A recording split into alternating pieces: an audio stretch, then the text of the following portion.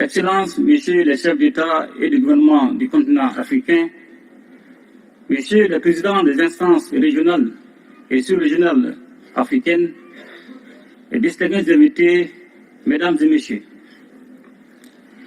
Et je voudrais tout d'abord saluer et remercier Son Excellence M. Vladimir Poutine, président de la Fédération de Russie, et l'ensemble du gouvernement de la Fédération de Russie, et au comité d'organisation pour l'invitation qui m'a été adressée et pour l'accueil combien chaleureux qui a été réservé à ma délégation à l'occasion de ce deuxième grand rendez-vous Russie-Afrique à Saint-Pétersbourg, ville-pont chargée d'histoire. Excellences, Monsieur le Président, distingués invités, la tenue du sommet de Saint-Pétersbourg, moins de 4 ans après celui de Sochi en 2019, témoigne une fois de plus de la qualité du partenariat stratégique entre la Russie et l'Afrique.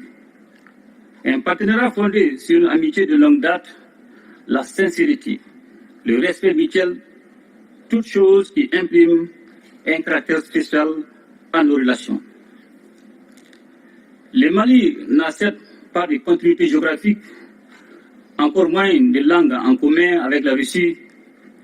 Cependant, nos deux pays entretiennent de solides relations d'amitié et de coopération depuis 1960, date de l'accession de notre pays à l'indépendance.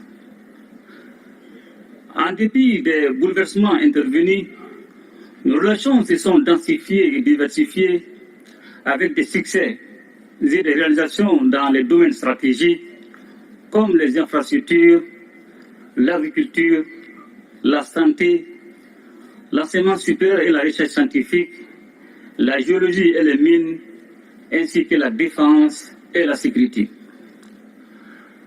Malgré la situation géopolitique et la conjoncture mondiale, il est évident, et cela est bien un constat, que le peuple malien est fortement mobilisé aux côtés des autorités de la transition, dont l'objectif est de construire et de consolider dans la durée un partenariat stratégique gagnant-gagnant entre le Mali et la Fédération de Russie pour le bonheur de nos deux peuples.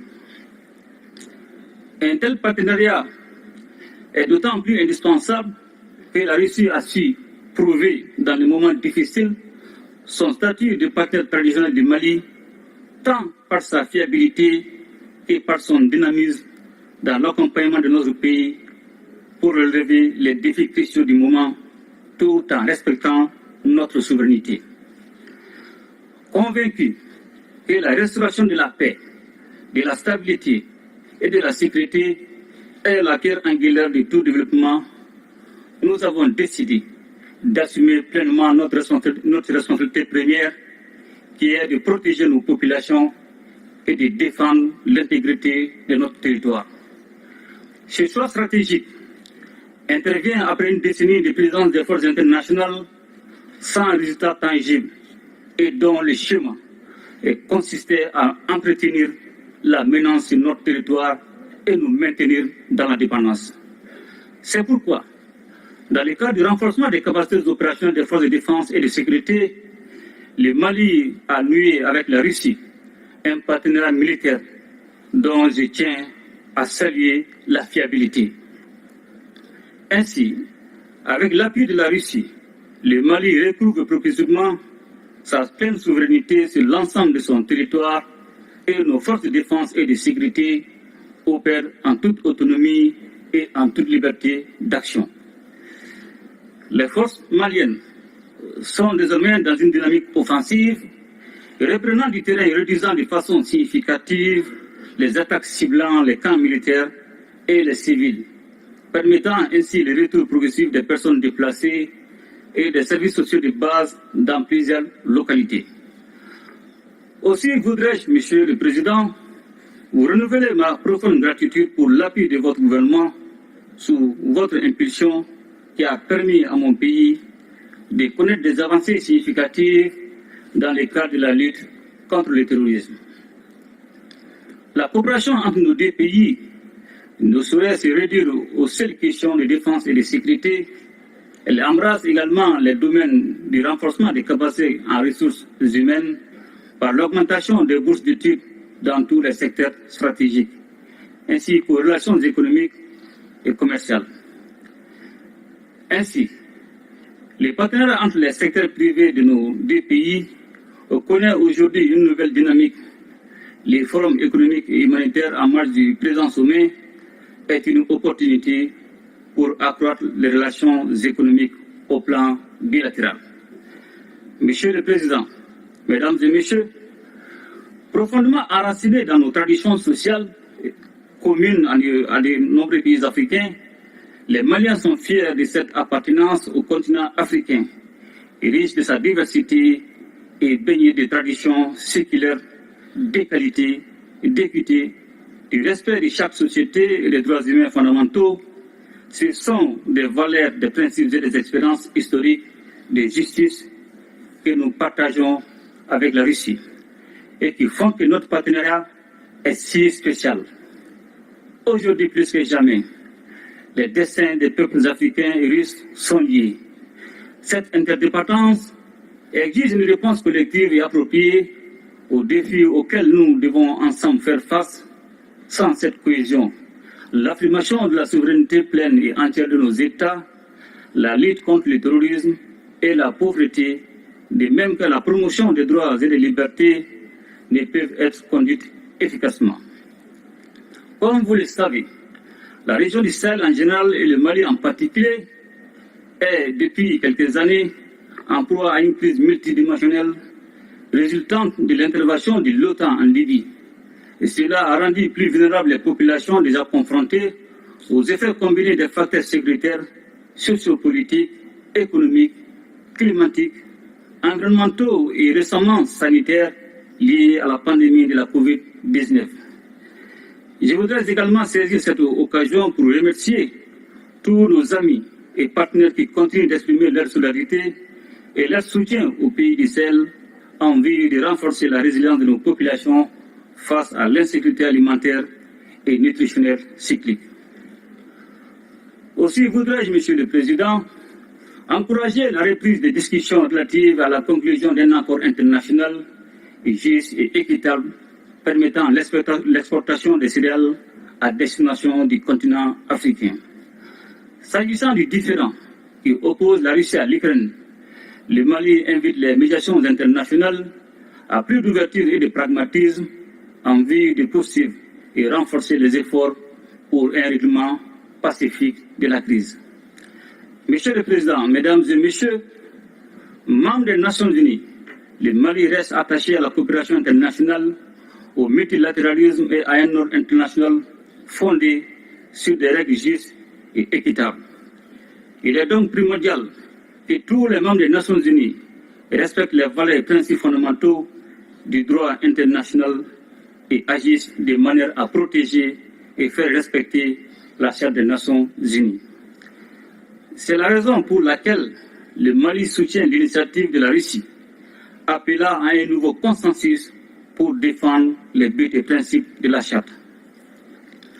La multiplication des crises et des conflits en dépit de l'implication de la communauté internationale plaide en faveur d'une nouvelle architecture de la sécurité internationale qui passera forcément par une réforme du Conseil de sécurité de l'ONU.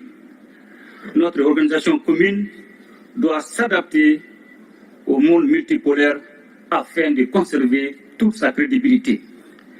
L'instrumentalisation et la politisation de la question des droits de l'homme doivent cesser, de même que le système deux poids, deux mesures. La question de l'élargissement du Conseil de sécurité est aujourd'hui un point majeur à l'ordre du jour de la réforme du système des Nations Unies. Elle est nécessaire et justifiée avec la proposition de l'Union africaine qui réclame seulement 10 sièges permanents pour l'Afrique. Le sommet de Saint-Pétersbourg nous donne l'opportunité de tracer ensemble les contours d'un espace commun de prospérité, de stabilité et de sécurité. Il reste entendu que ce cadre rénové sera élaboré sur la base des principes de respect mutuel, des relations d'égal à égal et des intérêts partagés au bénéfice de nos populations. Monsieur le Président, Mesdames et Messieurs, La situation économique mondiale est inquiétante. En effet, selon les prévisions, l'économie mondiale serait au bord de la récession en 2023. Cependant, nous avons des motifs d'espérance et demeurons particulièrement attentifs à une autre alternative qui se caractérise par l'émergence des BRICS. Les pays des BRICS se hissent au premier rang de l'économie mondiale et constituent des réponses fiables pour les continents sans contrepartie hypothéquant le développement de notre continent et l'épanouissement de nos populations. Ainsi, les BRICS constituent un réel espoir de soustraire nos pays d'un ordre international fondé particulièrement attentifs à une autre alternative qui se caractérise par l'émergence des BRICS. Les pays des BRICS se hissent au premier rang de l'économie mondiale et constituent des réponses fiables pour les continents sans contrepartie hypothéquant le développement de notre continent et l'épanouissement de nos populations. Ainsi, les BRICS constituent un réel espoir de soustraire nos pays d'un ordre international fondé sur la domination et la marginalisation.